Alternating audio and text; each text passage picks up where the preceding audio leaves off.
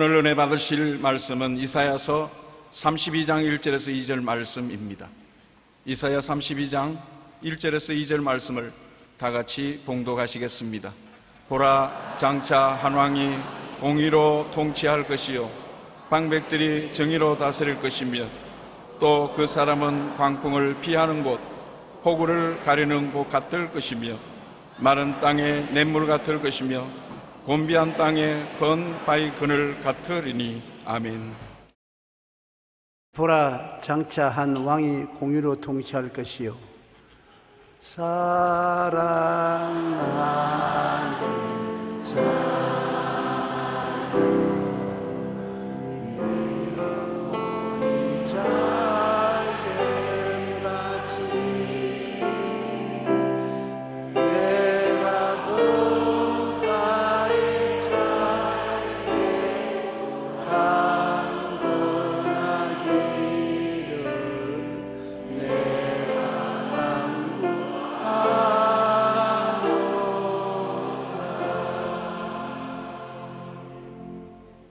첫 인류의 조상 아담은 하나님을 반역하고 저주를 받았습니다.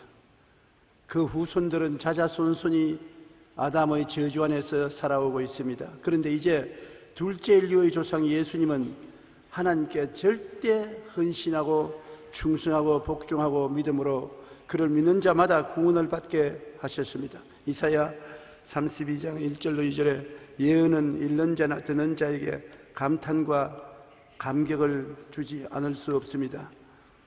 며칠 전 토네이도가 미국 오클라호마주 무엇이시를 강타했는데 최고 풍속이 320km로 미국 기상청이 규정한 초특급 토네이도에 준하고 큰 폭풍우였습니다. 사람이 인형처럼 공중에 날아가 버려요. 바람에 불면서 140여 명 이상의 사상자가 발생하고 학교가 무너지고 주택가 전체가 초토화되어 평화롭던 도시가 순식간에 폐허로 변했습니다. 토네이도가 잇따르자 미국 각 주에서는 자신의 집에 폭풍우 피난처를 짓는 사람들이 늘어났다고 합니다. 폭풍 피난처를 시멘트나 철강으로 만든 공간인데 시속 160km의 바람에 무너지지 않는다고 하는 것입니다. 실제로 토네이도가 불어닥쳤을 때 폭풍을 피난처에 들어갔던 사람들은 생명을 잃지 않았다고 합니다. 이 세상을 살아가는 동안 우리의 삶에도 눈에 안 보이는 여러 가지 광풍이 불어닥칩니다. 여러분은 삶에 광풍이 불어닥칠 때 폭풍을 피할 수 있는 피난처를 가지고 있나요? 예수님이 바로 우리의 피난처가 된다고 성경은 말씀하고 있는 것입니다. 그는 우리의 피난처가 된다고 말씀하십니다. 피난처에 들어가지 못하면 엄청난 상처를 입게 되는 것입니다. 그러므로 이 땅에 사는 동안에 우리는 폭풍우가 반드시 다가온다는 것을 알고 있어야 되고 그 폭풍우를 피할 수 있는 피난처를 마음에 꼭 가지고 있어야 하는 것입니다. 사람들은 이 광풍을 피할 곳을 찾고 있죠. 그 사람은 광풍을 피하는 곳이라고 해서 우리가 찾는 피난처는 바로 예수님을 말씀하는 것입니다.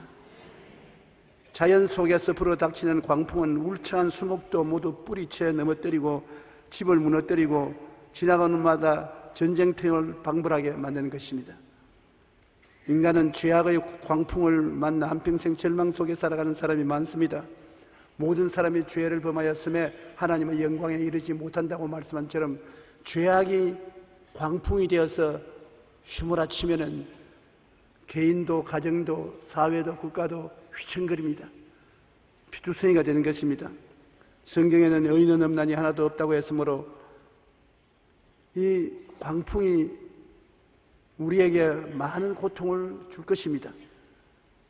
그러나 인류의 광풍을 대신 짊어지고 십자가에 매달리신 예수님을 한번 바라보십시오. 얼마나 심한 광풍을 우리 대신 당한 것을 우리가 볼 수 있습니다. 그러나 하나님께서 얼굴을 돌이키시고 그의 부르짖음에 귀를 기울이지 않았습니다. 폭풍을 만난 그는 십자가에서 하나님이 어찌하여 나를 버리셨나이까 고함을 쳤는데도 하늘에서 아무 대답이 없었습니다. 그는 세상의 모든 광풍을, 죄악을 대신 짊어지고 십자가에 올라가서 고난당할 때 하나님께서 그 부르짖음에 대답하지 않았습니다. 제자들도 다 도망을 쳤어요. 3년 반 동안 같이 먹고 같이 자고 같이 일해온 12제자가 예수님 십자가에 못 박힐 때 다 버리고 도망쳤습니다. 수제자인 베드로는 모른다고 예수님을 부인하기를 3번 거듭했습니다. 사람들도 믿을 수 없다는 것을 볼 수 있잖아요. 내가 좋고 잘 나갈 때는 친구도 많고 친척도 다 자주 찾아오지만은 내가 어렵게 되고 고통스럽게 되면 친구도 떠나고 친척도 떠나고 외롭게 될 때가 한두 번이 아닌 것입니다. 예수님은 자기를 따르던 제자들이 다 자기를 버리고 떠났습니다. 그리고 얼굴은 너무 맞아서 사람이 쳐다보아서 예수인 줄 알아볼 수 없을 정도로 부었습니다. 온몸에 옷은 걸치지 않고 빨가벗겨서 생살에 대못을 박아서 나무에 매달아 놓았었습니다. 그리고 원수들과 군중들은 정죄의 목소리로 아기와 같이 고함쳤습니다. 저를 죽여라, 죽여라, 죽여라. 네가 하나님의 아들이거든 십자가에서 내려오라. 그렇게 고함쳤습니다. 지나가는 자들은 자기 머리를 흔들며 예수를 모욕하여 이르되 성전을 헐고 사흘에 짓는 자여 내가 만일 하나님의 아들이여든 자기를 구원하고 십자가에서 내려오라. 이것이 바로 죄악의 삶의 광풍입니다. 이런 광풍을 예수님께서는 십자가에서 고스란히 당했던 것입니다. 예수님은 우리 삶의 광풍을 온몸으로 막아서 우리에게 피난처가 되어주셨습니다. 오늘날에 예수님께서 광풍을 만난 사람이 그 품에 뛰어들어오면 밀어내지 않습니다. 시편 91편 2절로 6절에 있는 말씀과 같이 나는 야훼를 향하여 말하기를 그는 나의 피난처요 나의 요새요 내가 의리하는 하나님이라 하리니 이는 그가 너를 새 사냥꾼의 올무에서와 심한 점점에서 건지실 것이미로다. 그가 너를 그의 깃으로 덮으시리니 내가 그의 날개 아래 피하리로다. 그의 진실함은 방패와 손방패가 되나니 너는 밤에 찾아오는 공포와 낮에 날아드는 화살과 어두울 때 퍼지는 전염병과 밝을 때 다가오는 재앙을 두려워하지 아니하리로다. 여러분, 매일같이 말을 해야 되는 것입니다. 우리가 주님이 얼마나 놀랍고 훌륭한 피난처가 되더라도 입을 딱 다물고 있으면 우리에게 효과가 없어요. 마음에 믿은 바를 입술로 고백을 해야 되는 것입니다. 야훼를 향하여 말하기를 야훼는 나의 피난처요 나의 요새요 나의 의리하는 하나님이 된다. 그러면 그 말한 대로 되는 것입니다. 말을 안 하고 입을 딱 다물고 그냥 쳐다보고 있으면 주님이 우리 피난처가 될 수가 없습니다. 한번 따라 말씀했어요. 그는 나의 피난처요 나의 요새요 내가 의리하는 하나님이라 하리니. 그렇게 말을 하면 그때부터 예수님은 새 사냥꾼의 올무에서 극한 연병에서 건지시고 그의 날개로 여러분을 덮어서 안전하게 만들어 주시는 것입니다. 예수님은 우리 삶의 광풍을 온몸으로 막으신 우리의 피난처이시지만 여러분이 그를 인정해 드려야 우리 가운데 역사하는 것입니다. 우리가 구원을 받는 것도 그렇지 않습니까? 예수님께서 우리 위해서 십자가에 못 박혀 몸짓고 피 흘려 우리 죄를 사하고 우리를 구원하신 것을 바라보고 믿어도 실제 효과는 없습니다. 입으로 고백을 해야 되는 것입니다. 주는 그리스도시요 살아계신 하나님의 아들이시니이다. 나의 구주가 되십니다. 말로써 시인하면 예수님은 그대로 여러분에게 구주가 되어주시는 것입니다. 나치 독일의 감옥에서 참으로 견디기 어려운 고통과 싸우던 코리텐붐 여사는 감옥 속에서 이런 놀라운 고백을 했습니다. 히틀러는 600만 유대인들을 죽였지 않습니까? 근데 코리텐붐도 유대인 중에 한 사람인데 그런 감옥에 잡혀서 고통을 당했습니다. 그때 그가 말하기를 만일 우리가 이 세상을 바라보면 절망할 것이다. 만일 우리가 우리 내면을 바라보면 낙담할 것이다. 하지만 예수님을 바라보면 우리는 안식을 누릴 수가 있다. 주위 환경은 히틀러가 최고의 권력을 누릴 때 온 크리스찬이나 유대인들은 다 잡아서 죽였습니다. 세상을 바라보면 절망이죠. 자기 속을 바라보면 너무나 허망합니다. 도울 데 없고 외롭고 고독합니다. 그때는 누구를 바라봐야 되냐? 예수님을 바라봐야 되는 것입니다. 그리고 예수님이 나의 희망 되심을 고백해야 되는 것입니다. 삶의 광풍 속에서 우리는 예수님을 바라보고 예수님이 나의 피난처라고 말하면 마음속에 안식이 다가오는 것입니다. 예수님이 여러분에게 찾아와서 안식을 주시는 것입니다. 그러므로 오늘날 이 세상에 아무리 고통스럽고 괴로울지라도 주는 나의 피난처가 되신다는 것을 생각하고 입으로 시인하는 여러분 되시기를 주의 이름으로 축원합니다. 예수님이 피난처가 되시면 환난을 아무리 당해도 망하지 않습니다. 우리는 빨리 그리스도의 품속에 안겨야 되는데 사람들이 어떻게 안기느냐고 자꾸 묻습니다. 예수님이 나의 피난처라고 입으로 고백하면 안기는 것이니 보고 믿고 말하면 된다. 예수님이 나의 피난처라는 것을 마음속에 상상으로 보고 그 다음에는 그가 피난처인 것을 믿고 그 다음 내가 말하면 놀랍게 여러분 그리스도 안에 피할 수 있게 되는 것입니다. 그러므로 모든 하나님의 은혜는 먼저 마음속에 분명히 보아야 되는 것입니다. 그리고 그것을 믿어야 되고 그것을 입으로 고백하면 현실적으로 여러분의 것이 되는 것입니다. 둘째로 이 예수님은 폭우를 가리우는 곳이 될 것이라고 말하는 것입니다. 폭우는 쏟아지는 비 아닙니까? 지구 여러 곳에 폭우가 쏟아져 도시가 물에 잠기고 산업시설이 떠내려가고 농토가 매몰되고 폭우를 당한 사람들이 망연자실한 모습을 우리는 뉴스를 통해서 종종 봅니다. 재난의 폭우를 당한 성경적인 상황에는 노아의 홍수가 있죠. 노아 시대에 사람들이 너무나 범죄함으로 말미암아 하나님이 사람 지은 것을 후회하시고 노아 한 식구 8식구는 의롭게 살았으므로 그들을 구원하기 위해서 방주를 준비하라고 하시고 40주 40야 비가 쏟아지게 하니 온 땅이 물에 잠기고 생명이 있는 것이 다 죽은 사건이 있습니다. 노아의 홍수인 것입니다. 그리고 욥의 시험을 보면 우스 땅에 욥은 온전하고 정직하여 하나님을 경외하며 악에서 떠난 자였더라. 그러나 사탄은 의로운 욥을 정죄했고 욥은 아들 7명과 딸 3명을 잃었고 모든 재산 다 잃었습니다. 큰 폭풍입니다. 인생 폭풍 후에 이런 고난이 있을 수가 있습니까? 하루아침에 아들 7, 딸 3을 다 잃어버린 것입니다. 그 다음 또 보면 소돔과 고모라의 유황불 폭우를 볼 수 있는 것입니다.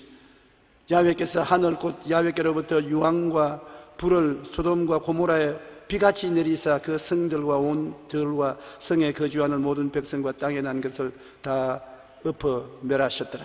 소돔과 고모라가 타락하고 우상숭배에 열중하고 하나님을 떠나 여러분 경고를 해도 경고를 듣지 아니했습니다. 그러니까 하나님께서 불을 폭우와 같이 퍼부어서 그 성을 멸하고 말한 것입니다. 위에서 폭우가 넘치게 나왔던 것은 하나님이 심판하는 것을 말하는 것입니다. 광풍은 지구로 불어오는 바람이지만은 위에서 쏟아지는 것은 하나님께서 쏟아지게 만들으신 게 아니라 하나님의 심판을 말하는 것입니다. 인생 고난의 억센 폭우를 누가 막아주겠습니까? 하나님이 심판하신 것을 누가 대신 막아주겠습니까? 폭우는 하나님의 심판을 뜻하는데 예수님의 십자가는 폭우를 가리우는 피난처가 되는 것입니다. 예수님 위에 하나님 심판이 쏟아졌어요. 폭우가 쏟아졌어요. 예수님께서 6시간 동안 매달려 있는데 그 고통과 괴로움은 말로 다 할 수 없었습니다. 하나님이 우리를 대신해서 매달린 예수님에게 폭우가 쏟아지듯이 심판의 불을 쏟았은 것입니다. 마지막에 주님께서 내가 다 이루었다 하실 때 하나님이 인류를 심판해야 될 그 모든 진노가 다 끝이 난 것입니다. 요한복음 3장 16절로 17절에 하나님이 세상을 이처럼 사랑하사 독생자를 주었으니 이는 그를 믿는 자마다 멸망하지 않고 영생을 얻게 하려 하심이라. 하나님이 그 아들을 세상에 보내신 것은 세상을 심판하려 하심이 아니요 그로 말미암아 세상이 구원을 받게 하려 하심이라.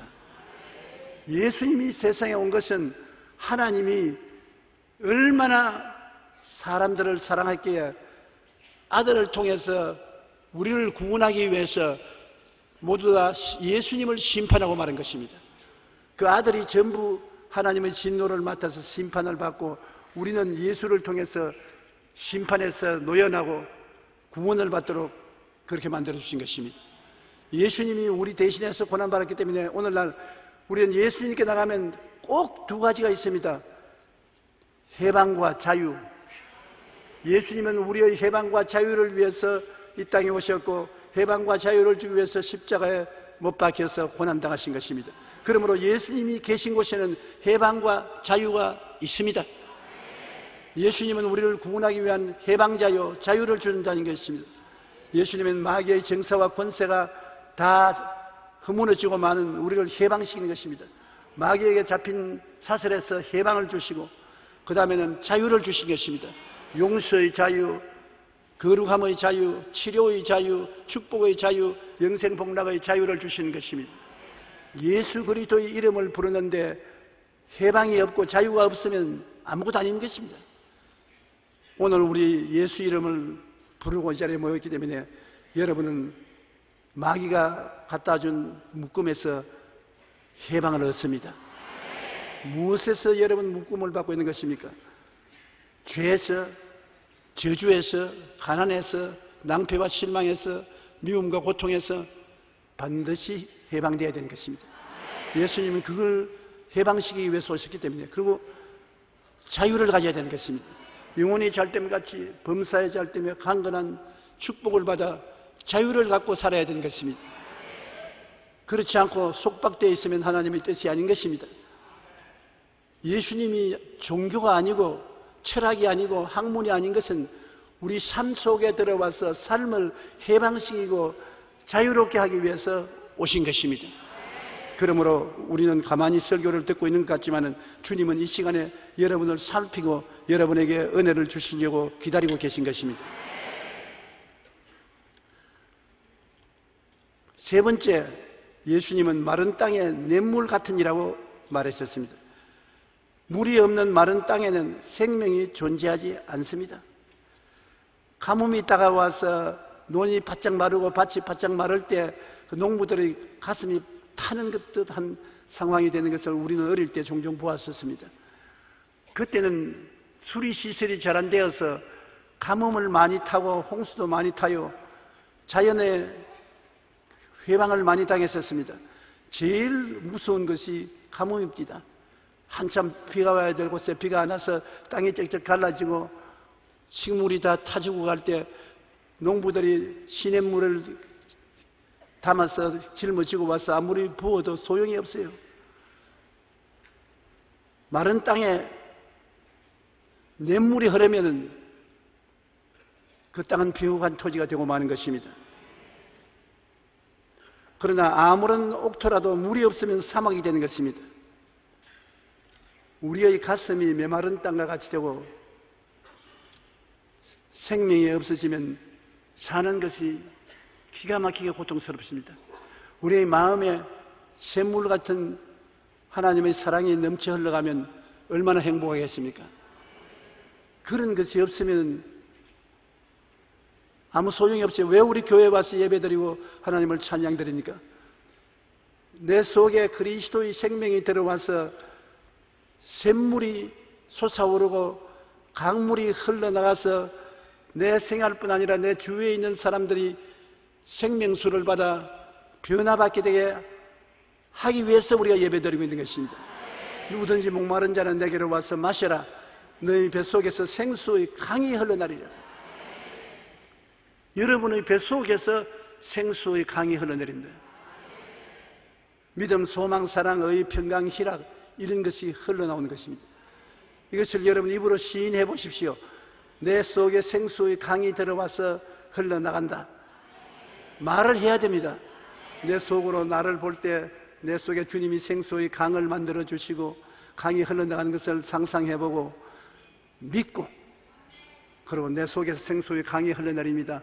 오늘 또 내가 직장에 가면 직장 동료들에게 생수의 강이 흘러나갑니다. 우리 집에 들어가면 집안 식구들에게 생수의 강이 흘러나갑니다. 말하면 그때부터 역사가 일어나는 것입니다. 진짜 생수의 강이 흘러나가서 믿음이 흘러나가고 소망, 사랑, 의, 평강, 희락이 넘쳐나가는 것입니다. 신앙하는 사람들 속에 이러한 실제적인 역사가 일어나야 신앙을 증명할 수 있는 것입니다. 옛날부터 인류 문명은 강을 끼고 일어났습니다. 강이 흐르면 인류 문명이 발생해요. 인류 4대 문명 발상지는 황하유역의 황하문명, 인더스강 유역의 인더스 문명, 나일강 유역의 이집트 문명, 티그리스 유프라데스강 유역의 메소포타미아 문명, 이 4대 문명이 강을 끼고 생겨난 것입니다. 서울도 한강이 있기 때문에 서울이 이렇게 번창한 것입니다. 강물이 없으면 어떠한 문명도 일어나지 않아요. 창세기 2장 10절로 14절에 강이 에덴에서 흘러나와 동산을 적시고 거기서부터 갈라져 네 근원이 되었으니 첫째 이름은 비손이라 금이 있는 하윌라 온 땅을 둘렀으며 둘째 강의 이름은 기온이라 구스 온 땅을 둘렀고 셋째 강의 이름은 헷데겔이라 아소로 동쪽으로 흘렀으며 넷째 강은 유라데라 하더라. 강이 흐르는 곳에는 농사가 잘 되고 생활이 부유해지고 문명이 발전하는 것입니다. 여러분, 우리 인생도 마찬가지인 것입니다. 우리의 마음이 황폐해지고 절망할 때 예수님은 냇물같이 우리를 복대하시는 것입니다. 예수님을 찾아오면은 여러분 속에서 강물이 흐르기 시작하는 것입니다. 나는 예수를 여태까지 믿고 열심히 교회에 나와도 강물이 흐르지 않던데요. 열심히 나올 때나 방학을 하고 안 나올 때나 똑같은데요. 그것은 내가 없는 것은 믿지 아니하며 믿음으로 또 못 받는 것은 잘못 구함이라 했는데 강물을 예수님께서 주신다는 것을 들었었으면 마음속에 반드시 꿈을 꾸어야 되는 것입니다. 여러분, 우리 예수 믿는 사람이 상상력을 동원해서 내 마음속에 없는 것을 있는 것 같이 바라보지 아니하면 하나님의 역사를 체험할 수가 없습니다. 없는 것을 있는 것 같이 바라보는 것은 굉장히 중요합니다. 그렇기 때문에 아브라함도 기도할 때 천막 밑에서 자꾸 기도하니까 눈에 아무것도 안 보이지 않습니까? 주님이 천막에서 나와서 하늘에 별들을 쳐다보고 헤아리고 너 자손이 별들처럼 많을 것이라고 꿈꾸면서 기도하라고 그렇게 가르쳐 주신 것입니다. 하나님 가나안 땅을 내게 주시옵소서 주시옵소서 그런다고 주신 것이 아니라 아브라함 보고 이리 나오너라, 높은 언덕에 올라가거라, 그리고 동서남북을 바라보라, 내 눈에 보이는 그 땅을 내가 너와 너 자신에게 주리니 영원하리라. 보여야 돼요. 좋은 옷 한 벌을 사 입고 싶은 거울 앞에서 좋은 옷을 입고 자기를 보는 그것을 상상해 봐야 되는 것입니다. 그러고 난 다음 믿어야 돼요. 없는 것을 있는 것 같이 생각하고 믿어야 돼요. 그리고 입으로 말합니다. 이 옷은 내 옷이다. 이 물건은 내 것이다. 이 은혜는 하나님이 내게 주신 것이다. 입술로 고백하면 그때야 하나님의 역사가 일어나기 시작하는 것입니다. 그러므로 여러분, 황폐한 마음을 그대로 가지고 있으면 절망할 수밖에 없습니다. 여러분이 가슴 속에 생수의 강이 넘쳐 흘러서 가는 곳마다 사람들을 살리고 즐겁게 해주는 모습을 상상하십시오. 그리고 그것이 그렇게 된다고 믿고 입으로 시인하면 기적이 일어나는 것입니다. 몇 년 전인가 아주 멋쟁이 초노의 자매님이 내 사무실에 찾아왔었어요. 할머니 같기도 하고 아직 젊은 여성 같기도 하고 그쯤 많이 늙지는 않은 자매님인데 얼굴이 말이 아니에요. 왜 그랬습니까? 암이 있어가지고서 암이 아주 온몸에 퍼졌는데 이제 병원에서는 희망이 없다 하는데 자기가 소문을 듣기는 조영기 목사에 가면 암도 고친다 하더라. 그래서 왔으니까 좀 살려달라고 그랬어요. 조영기 목사가 고치는 것이 아니라 하나님의 아들 예수님이 당신의 암을 고치는 것입니다. 2000년 전에 예수님이 십자가에 못 박여 몸짓고 피 흘려 당신의 죄를 담당하고 병을 청산했으므로 법적으로 말하면 2000년 전에 이미 암이 나았었습니다. 한참 됐더니만 나 그 복잡해서 나는 그런 거 몰라요. 어떻게 그 복잡해서 다 알아요? 그냥 나에게 안수해서 고쳐주십시오. 나는 그냥은 아무리 기도해도 안 됩니다. 협조를 얻어야 되겠는데 그러면 이렇게 해 주십시오. 당신 젊었을 때 좋은 옷 입고 모자 탁 쓰고 하던 그런 사진 있지요? 있다고. 그것을 여러 장 만들어 가지고서 현관에다가 붙여놓고 부엌에도 붙여놓고 화장실에도 붙여놓고 침대방에도 붙여놓고 어디를 보다 멋있는 당신 모습이 보이도록 하십시오. 동서남북을 바라보라고 하나님께서 말씀하셨으므로 동서남북에 다 붙이나. 동서남북에 볼 때마다 야 멋있다, 젊은 청춘이었구나, 그렇게 상상하고 나중에는 그것을 믿으십시오. 나 저렇게 될 수 있다, 도로 회복될 수 있다, 나는 건강하다, 튼튼하다, 씩씩하다, 괜찮다, 그렇게 말을 하십시오. 말을 하면은 그림이 더 뚜렷해지고 믿음이 확실해지고 하나님이 역사하는 것입니다. 그러고 난 다음 제가 축복하고 기도하고 보냈는데 얼마 있지 않냐여 아주 만면의 희색을 가지고 내게 왔어요. 어떻게 됐습니까? 신체 검사를 가니까 암이 많이 사라지고 조금 남았다 그럽니다. 그럼 계속 그렇게 하세요. 계속 그렇게 하면 나을 겁니다. 그런데 한동안 아무 연락이 없어요. 그렇다가 세월이 지나고 난 다음에 찾아와서 고맙다고 인사하러 왔습니다. 아플 때는 종종 찾아와도 나으면 안 찾아와요.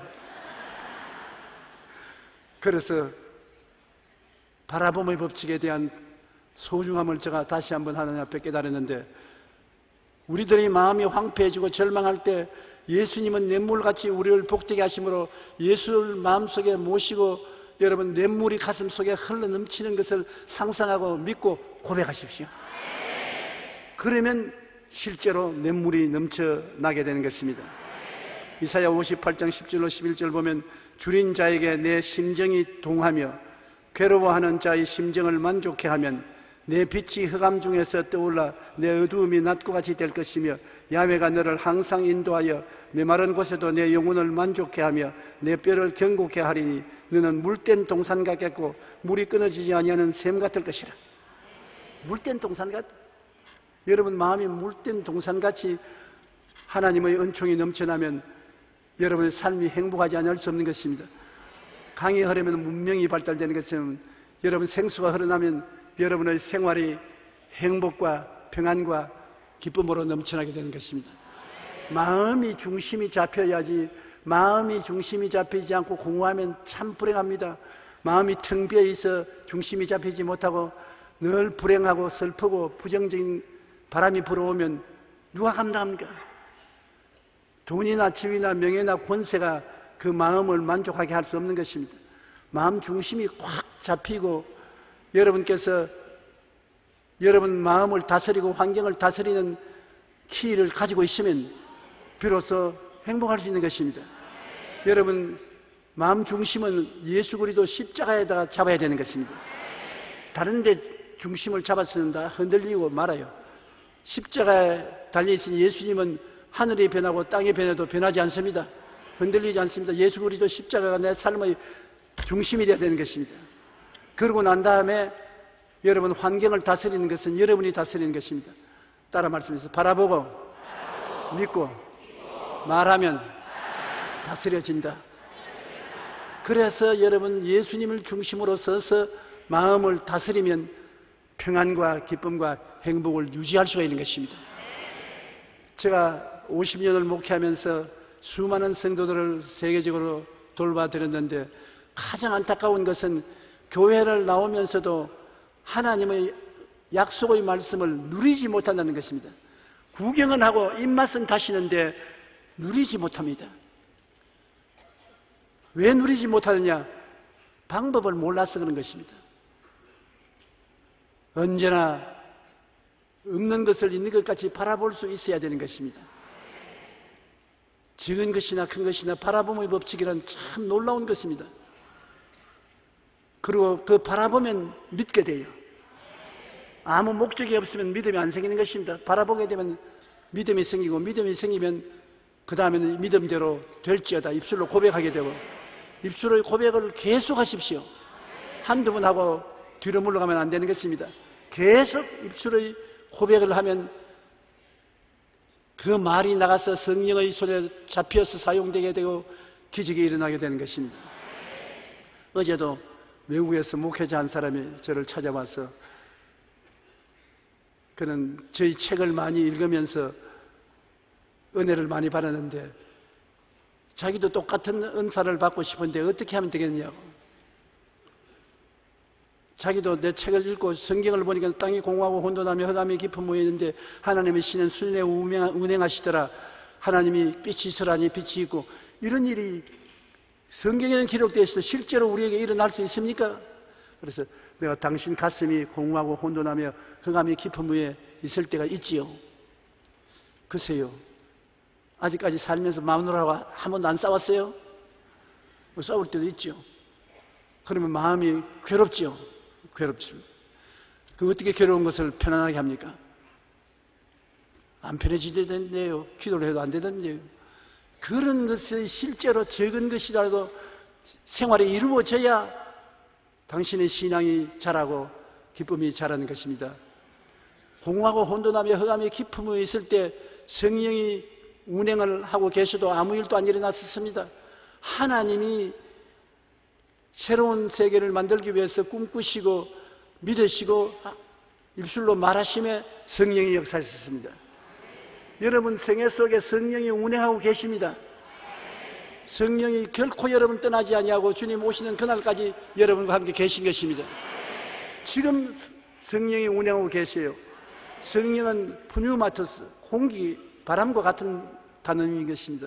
바람과 같이 계시기 때문에 바람을 여러분 늘 느낍니까? 자기도 모르는 사이에 숨을 쉬잖아요. 자기도 모르는 사이에 성령께서 여러분 속에 영적 호흡을 하고 있는 것입니다. 거기에 성령은 보고 믿고 말하면 그 길을 통해 나가시는 것입니다. 그러면 하나님의 역사가 일어나게 되는 것입니다.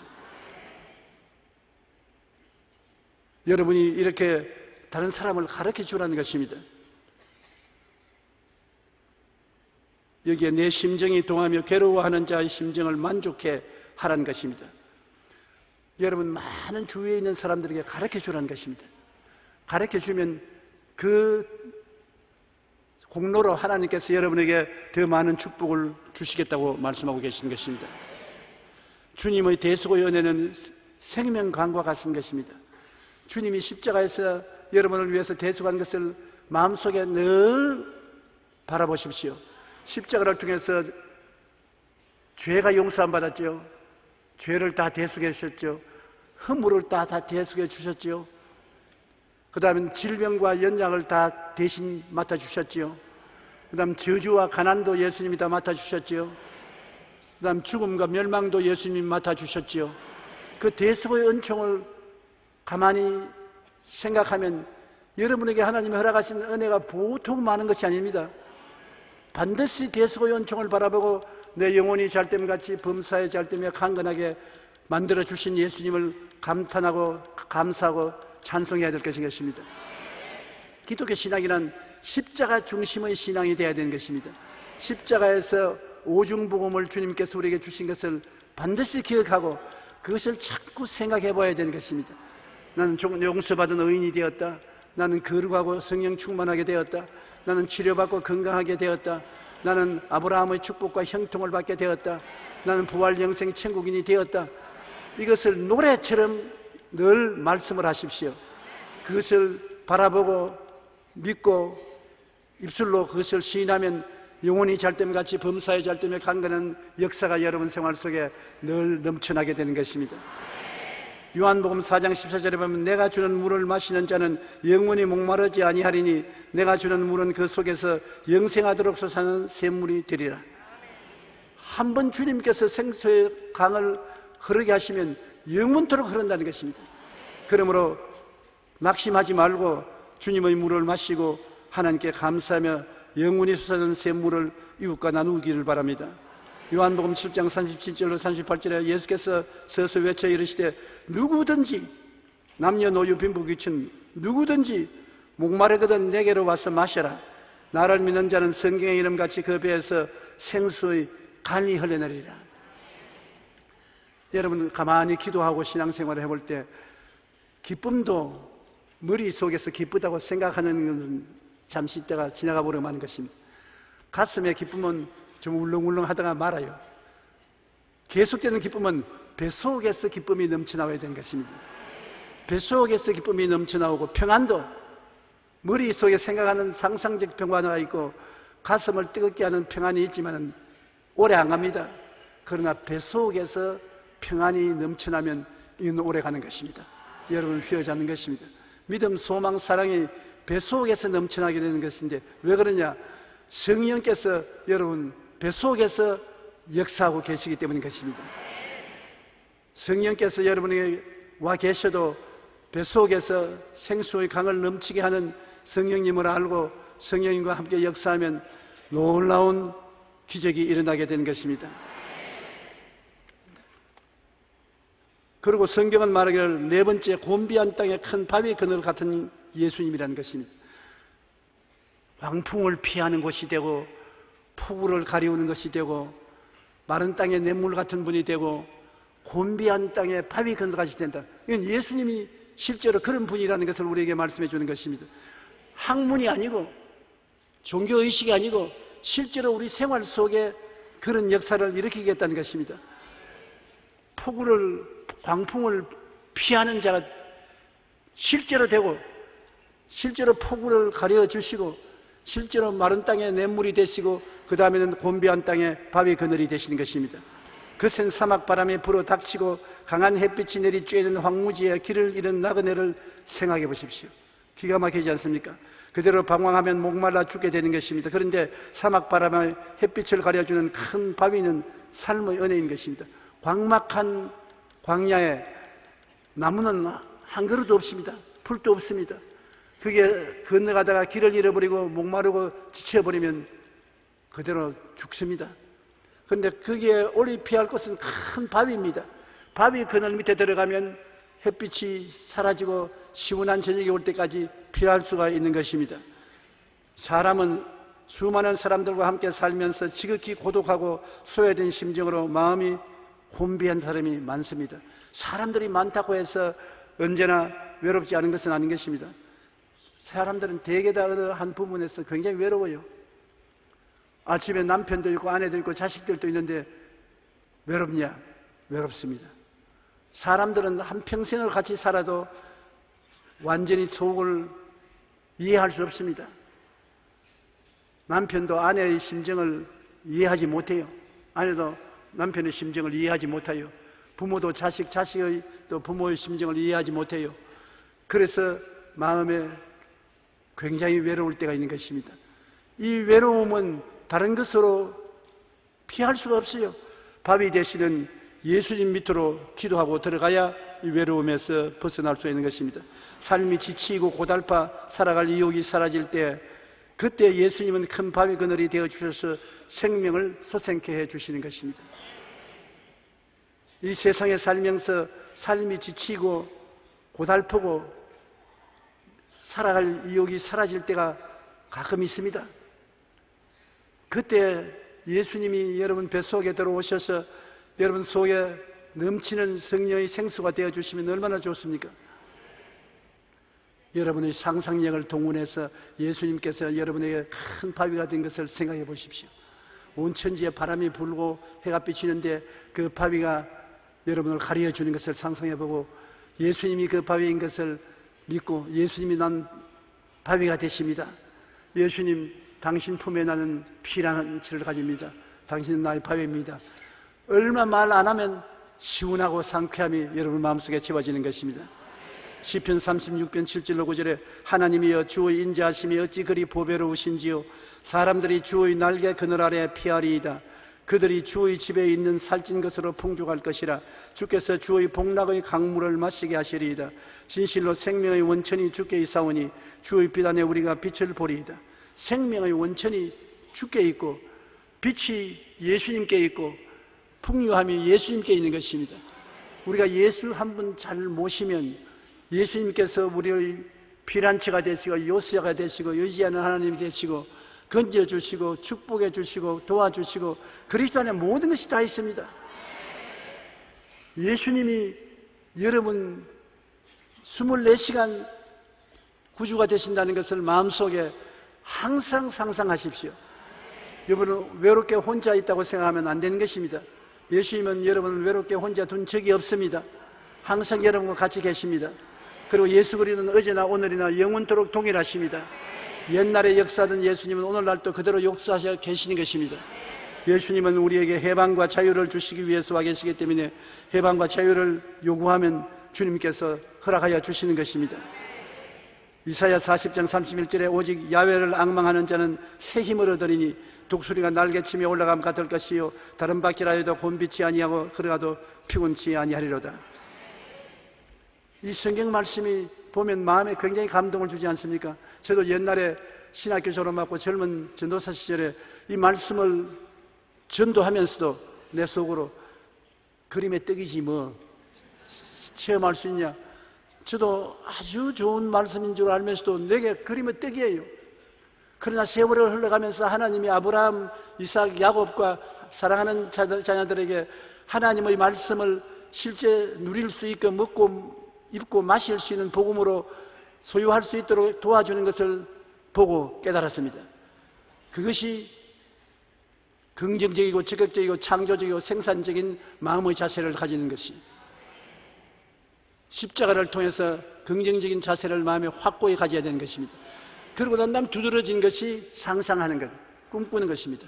상상하고 꿈꾸어 보는 것, 이것은 정말로 놀라운 것입니다. 똑같은 사람이 같이 지나면서 한 사람은 상상하고 꿈꾸고 다른 사람은 상상하지 않고 꿈꾸지 않으면 몇 년 이내에 그들의 생활은 완전히 달라져 버리고 마는 것입니다. 여러분 앉아서 시간이 있으면 성경 말씀을 읽고 좋은 말씀을 상상하고 꿈꾸십시오. 그러면 믿게 되고 말하면 정말로 기적이 일어나는 것입니다. 오늘 나는 여러분에게 예수님이 생수의 근원 되신 것을 꼭 상상하고 믿고 말을 하시기 바랍니다. 그러면 믿음, 소망, 사랑, 의, 평강, 희락이 여러분의 삶 속에 실제로 생겨나게 될 것입니다. 이사야 41장 10절에 두려워하지 말라 내가 너와 함께함이라. 함께하는지 내가 어떻게 알아요? 상상 속에서 아는 것입니다. 예수님이 함께 있다. 예수님이 나와 함께 이 자리에 계신다. 주님 함께 계시니 감사합니다. 우리 뒤에 권사님들 만난 것이 아니라 예수님이 여기 함께 계십니다. 그렇게 상상하고 믿고 주님 나와 같이 계시니 감사합니다. 함께 가십시다. 함께 일하십시다.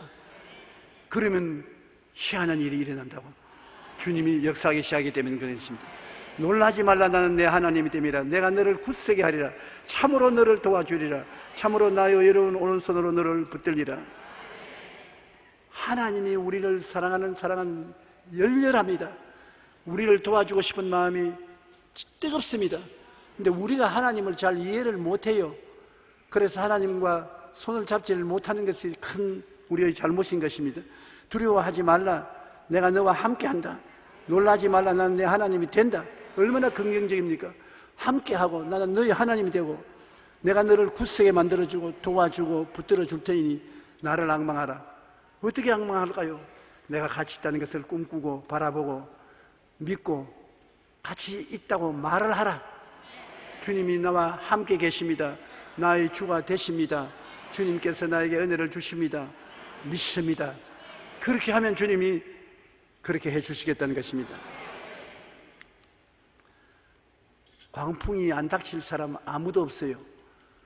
우리 살아가는 동안에 크고 작은 광풍이 거의 반드시 다가온다고 해도 거짓이 아닌 것입니다.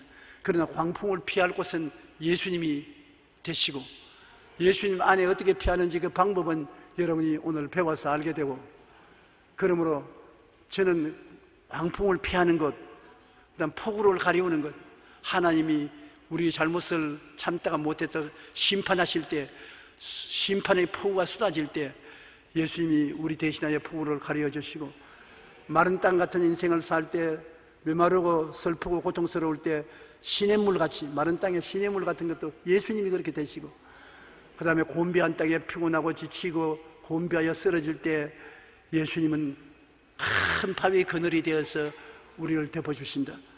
그러므로 예수님은 종교가 아니지 않습니까? 철학도 아니지 않습니까? 학문도 아니지 않습니까? 내 삶을 영혼이 잘됨같이 범사에 잘됨에 강건하게 하고 더 풍요하게 살 수 있는 놀라운 은혜의 주님이 되시는 것입니다.